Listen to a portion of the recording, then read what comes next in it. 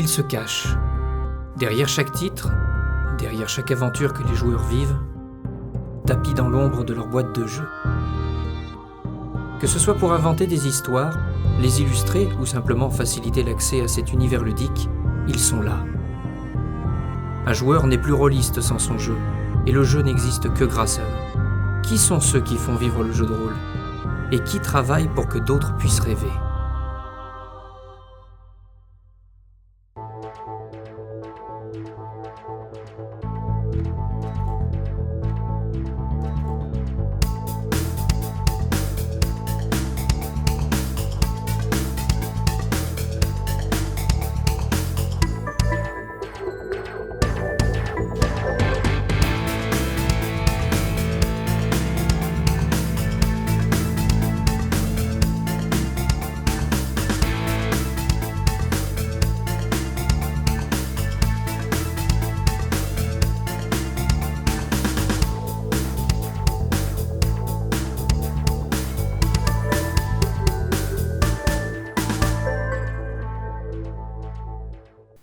Alors, ce qui m'a motivé à travailler dans le jeu de rôle, c'est des circonstances et des rencontres.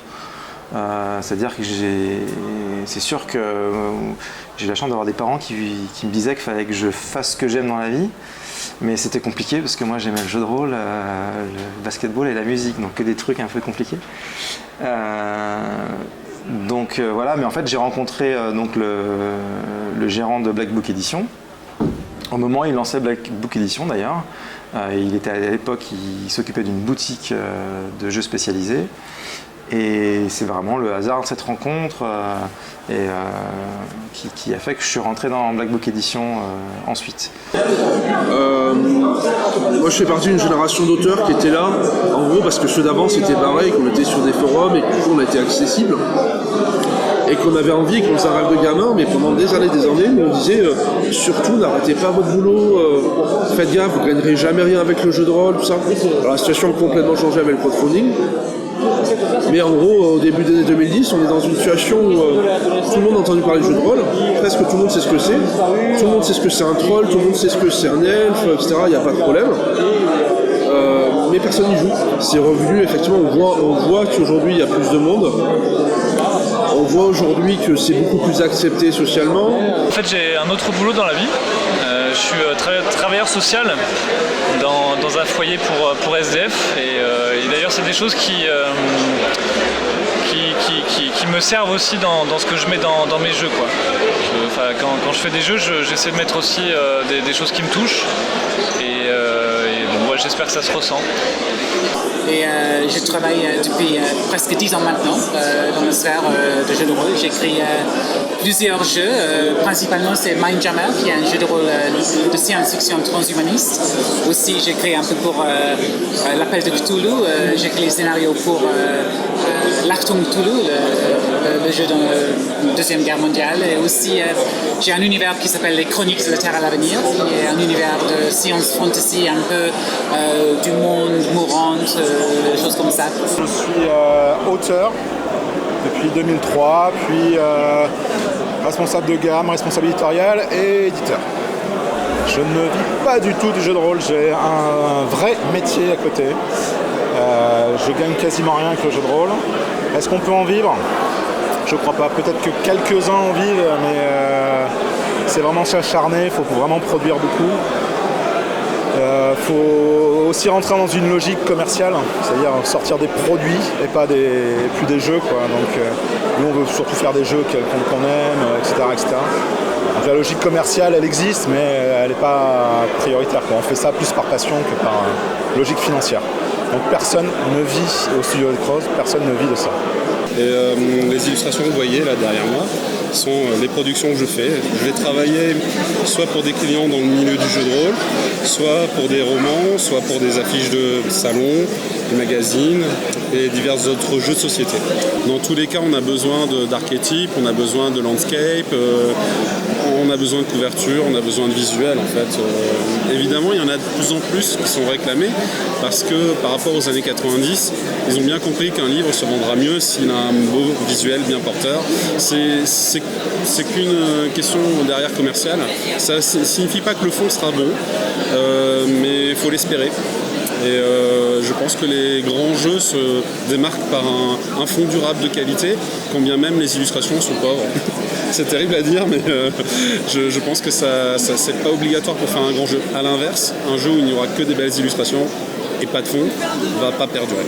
C'est le même combat que pour les films en fait. Jusqu'à la production des ouvrages, moi j'ai quasiment vécu toutes les étapes. J'ai été traducteur, j'ai écrit des choses, j'ai même illustré, j'ai fait de la communication sur le web, on est allé sur les salons, on a coordonné des travaux d'équipe, enfin bref, donc un peu tout. Le seul truc que je ne me suis pas trop occupé, c'était vraiment le financier ou des choses comme ça, ou quelques trucs de production encore que j'ai fait un petit peu. Donc voilà, j'ai vraiment fait beaucoup de choses. Et comme la société grossit un peu, on commence à se spécialiser, alors qu'avant on ne pouvait pas parce qu'on était deux, donc il fallait tout faire. pendant 10 ans on était deux, donc ouais, il n'y avait pas le choix, il fallait vraiment être capable de faire plein de choses différentes. Et c'est encore le cas, hein. La plupart des éditeurs du jeu de rôle au départ, il faut savoir un peu tout faire. Et puis il faut être très motivé parce que c'est pas facile, il faut être vraiment passionné. Moi je l'ai toujours fait à fond. Donc comme pour que ce soit un métier. Donc je suis peut-être pas je suis pas le mieux placé pour parler de ceux qui vraiment vivent ça avec une activité à part et puis s'investissent à côté. Parce que au début de Black Book Edition, j'avais encore un job mais qui était à temps partiel. Et après assez vite j'étais à plein temps, même si on gagnait pas d'argent ou très peu. Enfin en tout cas pas des salaires, c'est sûr. Pendant très longtemps. J'ai toujours vécu comme étant voilà, vraiment à fond. Ouais, donc comment on le vit après, moi clairement je l'ai vécu entre guillemets très difficilement parce que c'était très difficile, mais avec la compensation d'être dans un milieu qui nous passionne et qui nous stimule tout le temps. Avec en plus, même si on n'était que deux, c'est une équipe quand même, deux, et du coup on se soude et il y a une aventure humaine. Donc comment je l'ai vécu, moi je l'ai vécu à fond, mais c'était très très dur, très très dur. Vraiment, là c'est sûr que ces dernières années, la société finit par arriver à se développer. Mais on a vécu pratiquement 10 ans à deux et c'était très très dur. Enfin, après coup, on peut voir tout ce qui est rose et tout ça, et il y a plein de choses super, mais la vraie facette de l'autre côté, c'est que c'était très très dur. En voulant faire que ça, il faut vraiment être très motivé, s'accrocher et pas avoir peur d'être dans la difficulté, quoi. Indépendamment des problématiques financières, les créateurs de jeux rencontrent-ils des difficultés et s'imposent-ils des limitations ? Quels sont les challenges à relever ? C'est-à-dire que ça arrive souvent qu'on produise des illustrations et on ne sait pas ce qu'elles deviennent. Ça c'est terrible, mais ça fait partie du métier. On va te les commander, puis des fois elles sont utilisées 3 ans plus tard. Donc entre-temps, tu es passé sur autre chose et tu sais plus vraiment. Mais si je suis venu à l'illustration, c'est parce que justement je faisais du jeu de rôle et les illustrations qu'il y avait dedans, elles m'inspiraient, elles me plaisaient. Donc j'avais envie d'aller vers ça. Donc je pense que si mes illustrations peuvent être un portail vers l'imaginaire pour d'autres, c'est parfait, elles auront atteint leur objectif. Je dirais que l'image du JDR, c'est l'image de la créativité. Et en fait, la créativité, tu ne peux pas la catégoriser dans quelque chose de très joli ou quelque chose de très agressif. C'est quelque chose qui est très divers, quoi. Donc il faut laisser la diversité au JDR. Quand je mets du cul, quand je mets des bits, etc. dans mes jeux, il y a forcément des froncements de sourcils, mais je pense que le JDR c'est un outil qui peut être utilisé pour beaucoup de choses et on peut parler de beaucoup de choses, voilà, y compris des trucs un peu extrêmes, tu vois, un peu trash. du moment qu'on s'éclate, que les gens sont responsables. Mais pour le moment, je me censure pas trop. D'accord. Et ça a l'air de plaire. Je trouve qu'il reste encore un petit problème pour la réputation des jeux de rôle par rapport à la littérature plus traditionnelle. Et souvent, il y a une sorte de condescendance vers les jeux de rôle parce que la structure de leur récit est moins traditionnelle et peut-être moins ouverte, moins narrative. Ça demande bien sûr une réaction des joueurs pour participer dans les récits. Par contre, le métier d'illustrateur a quelques symptômes, je dirais, de difficulté de compréhension de la part de pas mal de monde. Quant au temps que ça peut prendre, à la compétence aussi que ça nécessite, c'est-à-dire que ce n'est pas parce qu'on va mettre 8 heures à produire une illustration qu'en réalité on n'a pas besoin de passer 15 ans à travailler son art pour être capable de le faire en 8 heures. Sinon, on pourrait peut-être y passer 3 semaines et ça ne rendrait pas aussi bien. Enfin, il y a aussi l'expérience qu'il faut prendre en compte et ça va avec le tarif. Donc derrière, la difficulté, c'est d'arriver à avoir le bon équilibre entre le juste tarif et le juste travail. Il y a une recherche d'essayer d'ouvrir l'éventail du jeu de rôle de plus en plus. D'un côté, on va avoir des jeux très soit historiques, soit avec des rôles très lourds, où on va jouer des genres des collabos de la Seconde Guerre mondiale ou des trucs dans le genre. Et moi, j'essaye au contraire de l'ouvrir du côté humoristique, enfantin, découverte du jeu de rôle. Le jeu vraiment pour tout public. Ma recherche, c'est que ça soit jouable par un maximum de personnes et surtout des novices. Parce que je fais énormément d'initiation au jeu de rôle. Donc je cherche à développer des systèmes de jeu qui soient ultra simples à comprendre et des rôles et des jeux de rôle qui soient le plus facilement assimilables. Il faut que le pitch soit compris en moins de 3 minutes, quoi. C'était un média dont je me suis rendu compte qu'il était tout jeune, puisque finalement en 1974, on va dire, pour arrêter une date, c'est quand même jeune pour un média. Et je trouvais qu'il y avait plein de choses à découvrir entre ce qu'on lisait dans les jeux, dans les magazines, sur Internet aussi. On avait une telle richesse et si peu de recherches théorisées. Et même dans le monde universitaire, c'était difficile parce que ça restait de la culture populaire. Et je me suis dit, il y a quand même toute cette richesse-là. Moi, j'ai envie d'en faire un sujet de recherche. Alors que ça faisait déjà bien des années que sur Internet, les rôlistes en faisaient déjà un sujet de recherche parce qu'ils théorisaient déjà dessus. Et en fait, sortir de l'auberge, donc la collection, ça a été un prolongement de tout ça. On s'est dit, on veut un lieu qui est cette collection qui serait accueillant pour parler de jeux de rôle, de théorie. Donc aujourd'hui, c'est des conseils très pratiques sur les parties. Mais on ne s'interdit pas que ce soit l'histoire du jeu de rôle, justement, le game design, ce genre de choses. Et au final, on voulait aussi que ce soit en boutique et que ce soit dans un livre papier, parce qu'il y a aussi toute cette richesse sur le net qui existe, mais des fois c'est difficile de raccrocher les wagons, il faut faire beaucoup de recherches. Et on s'est dit, avoir quelque chose de complémentaire avec une vraie collection papier pensée qu'on trouve en boutique, ça peut être vraiment un plus et ça va être le prolongement de ce qu'on fait tous les deux depuis des années en recherche pour le concrétiser d'une façon un petit peu, j'allais dire, éditorialement classique, avec un livre papier, un bouquin avec une espèce d'unité derrière qui a vraiment été pensé comme un tout, quoi. Ce que je sais, c'est que forcément, ça génère beaucoup d'envie parce que les gens savent que c'est un métier passion. C'est un peu comme la musique, en fait. Les gens ne savent pas trop ce que c'est la vie de musicien. Mais parce que c'est de la musique, ça fait rêver, on s'imagine que c'est bien. Mais en fait, c'est un travail. Alors oui, c'est un travail passion et je souhaite à tout le monde d'avoir un travail passion parce que c'est génial. Mais ça reste un travail, c'est-à-dire la passion, souvent, on la vit vraiment comme une chose sans contrainte. Et on aime aussi ça, le fait qu'il n'y ait pas de contraintes. Or, dans un travail, c'est pas le cas. Il y a toujours des contraintes, et même un travail passion. Donc ça se vit pas de la même manière. Une passion vraiment qu'on n'a pas, on est totalement libre, on fait les choix qu'on veut, on a le temps qu'on veut. Et le fait de faire la même chose, mais dans un contexte où en fait il y a des contraintes, il y a beaucoup de contraintes. Donc voilà, c'est différent, mais en fait, comme souvent dans le créatif, les contraintes parfois permettent de sortir le meilleur.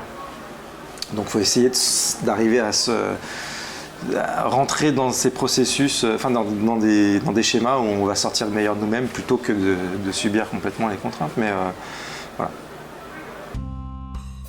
Pour faire vivre le jeu de rôle, d'autres ont choisi de travailler différemment. En l'exportant, en le faisant connaître, en le rendant accessible aux non-initiés et en le démystifiant. Car c'est aussi une forme de créativité que de mobiliser ingéniosité et détermination pour partager sa passion. Je suis dans le civil, professeur d'économie et de sociologie dans un lycée. Et ici, je suis là en tant que représentant du Guide du Rôliste Galactique, l'encyclopédie en ligne des jeux de rôle. C'est un site internet et une association qui sert juste à payer les factures du site. Mais principalement, c'est un site internet qui essaye de répertorier tous les bouquins de tous les jeux de rôle existants, plus les biographies de tous les auteurs, illustrateurs et traducteurs, plus des fiches sur les éditeurs, des choses comme ça. Et on fait aussi des jeux amateurs et des jeux étrangers. Et voilà, c'est notre principale activité depuis une quinzaine d'années. Et depuis 2013, j'ai décidé de donner un petit peu de ma personne pour rendre un petit peu aux autres ce que le jeu de rôle m'a apporté. Un personnage qui se veut quand même assez sympathique, qui est là pour défendre le jeune auteur, l'aveugle et l'orphelin, et faire connaître un petit peu toute cette passion autour de moi.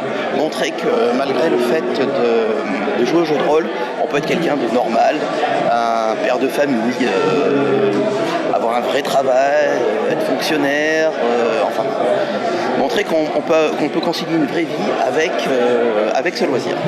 Je pense qu'il y a assez de gens, de passionnés qui ont montré que le jeu de rôle c'était autre chose que des sectes, des gens bizarres qui jouent dans leur cave, etc. On n'est plus, enfin, je pense que c'est résolu ce temps-là, et que depuis 4-5 ans, 6 ans, on est rentré dans une autre, enfin je sais pas si on peut dire une autre ère, tout ça, mais voilà, on va parler plus de promotion, de montrer que le jeu de rôle touchait d'autres personnes qui ne savent pas ce que c'est que le jeu de rôle.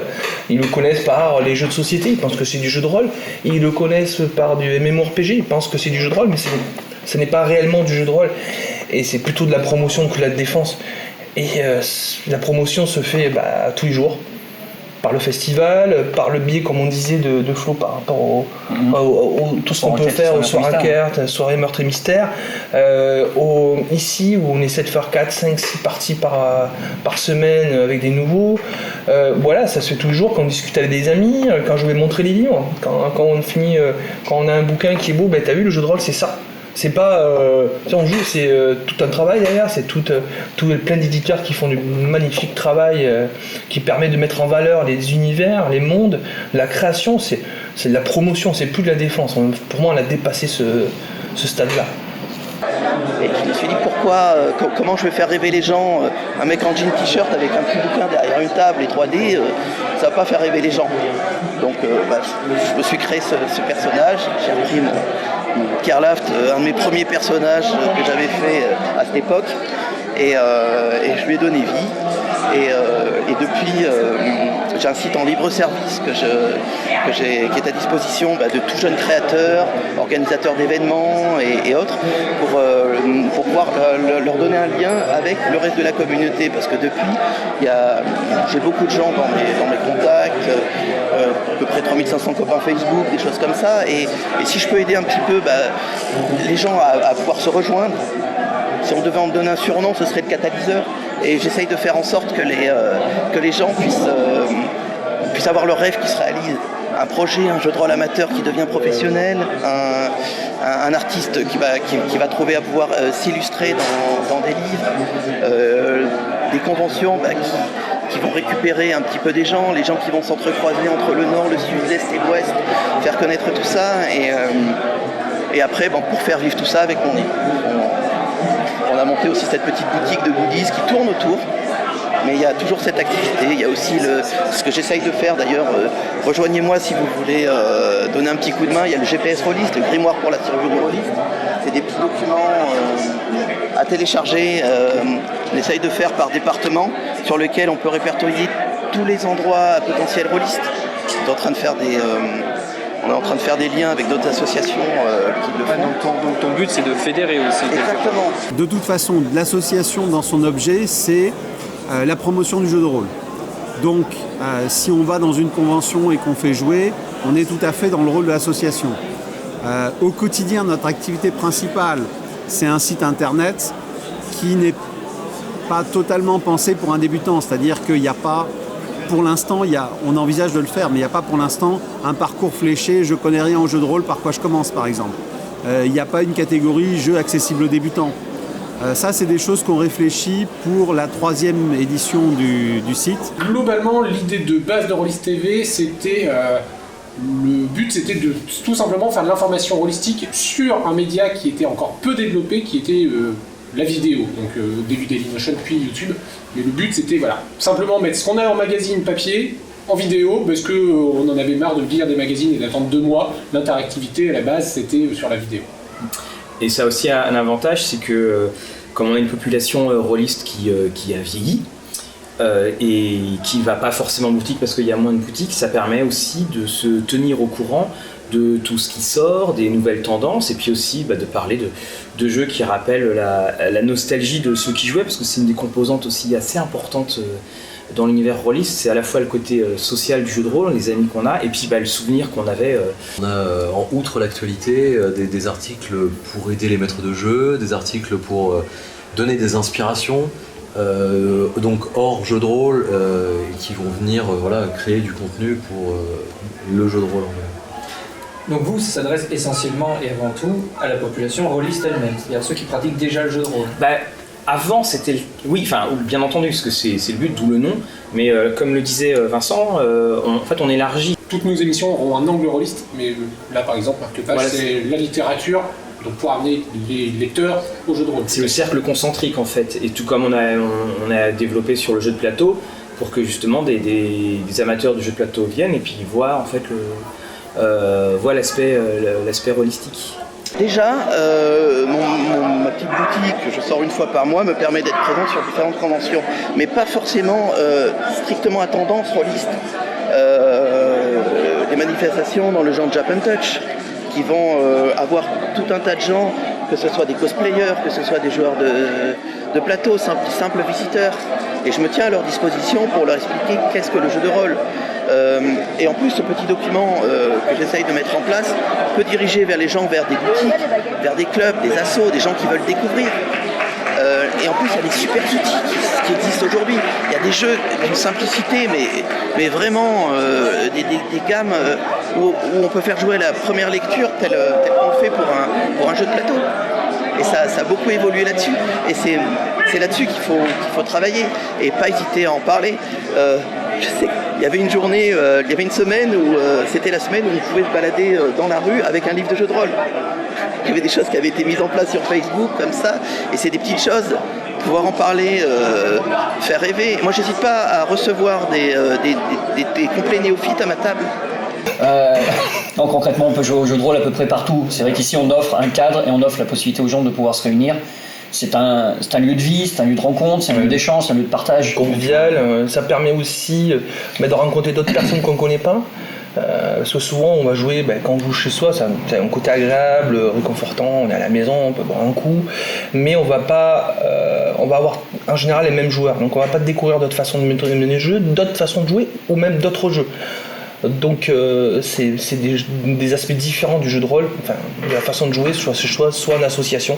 L'association, on va rencontrer des gens, on va s'ouvrir un peu plus, c'est plus social, je trouve, d'un point de vue personnel. Totalement d'accord. Quand on a plus de 7000 abonnés Facebook, donc quand on fait des posts, on fait on fait attention à l'orthographe, à la manière de rédiger, on n'est jamais injonctif du style faites ceci, aimez cela. On est vraiment là on essaie d'avoir le cadre le plus informatif possible, dans lequel aussi transparaît nos goûts, bien entendu. C'est pareil lorsqu'on fait les vidéos, on n'est pas dans les sbroufs, on dit les choses posément, on n'a pas du tout le format youtubeur ultra coupé comme ça peut être, ou quand ça l'est c'est que j'ai fait une erreur de montage, mais c'est ça en fait. Et comme aussi on sait qu'on a des partenariats et des partenaires qui sont en dehors du jeu de rôle, on a en fait aussi, c'est pas à double tranchant, mais c'est une double mesure qu'on doit prendre, c'est dans l'image qu'on donne et dans l'image qu'on veut que les gens aient de nous. Et puis il y a une composante aussi respect du travail qui a été fourni, quoi. On a cette responsabilité parce que bon, l'air de rien, voilà, le jeu de rôle est un milieu amateur, donc avec des enfin même pas des entreprises, mais enfin parfois c'en est, parfois c'en est pas, et des structures qui vont avoir une certaine fragilité. Et donc enfin, des médias qui, comme nous, s'amuseraient à dézinguer des jeux, ça peut avoir des impacts importants. Donc il y a un respect de ce qui est fait, et donc on essaye dans nos vidéos de lire consciencieusement, de se mettre à la place de un peu tout type de lecteur. Ça nous plaise à nous, mais ça nous plaît pas, peut-être que ça plaît aux autres. On peut se rendre compte que ça plaira aux autres même si ça nous plaît pas à nous. Donc voilà, il y a un placement. D'où la nécessité, par exemple, enfin on n'est pas là en train de dire ce jeu il est nul, si on n'aime pas, on le dit et on argumente. Et si on n'aime pas du tout, ce qu'on fait c'est qu'on n'en parle pas. On met un petit mot à... On se le passe entre nous, on se le passe entre nous, voilà, ce qui nous est arrivé récemment. Mais sinon, tout simplement on n'en parle pas, on envoie un petit mot à l'éditeur ou à l'auteur, on dit voilà, on est désolé, on n'a pas aimé, on explique pourquoi. Et puis, mais on ne veut pas en fait laisser de... Enfin, effectivement, c'est comme le dit Vincent, de toute façon, on est dans un marché de niche. Et effectivement, on s'est rendu compte, et ça, c'est une des responsabilités qu'on a, c'est si on dit qu'un jeu est pas bon du tout, qu'on se déchaîne dessus. Maintenant, avec l'influence qu'on a, il est très clair que ça peut avoir des influences sur les ventes. Et c'est pas parce que moi, Mathieu, j'aime pas tel type de jeu que mon voisin va pas aimer. C'est donc au hasard des stands du festival Au-delà du Dragon à Montpellier que nous les avons rencontrés. Les artisans du jeu de rôle dévoués à leur passion, parfois à temps plein, tantôt créatifs, tantôt communicants. Ils développent les jeux, les outils et le réseau nécessaire au renouvellement du loisir, à sa promotion et surtout à sa survie. Souhaitons pour que le jeu de rôle devienne accessible, que la niche s'ouvre, porte la flamme en dehors de ses murs et pourquoi pas, qu'elle crée encore et toujours de nouvelles vocations.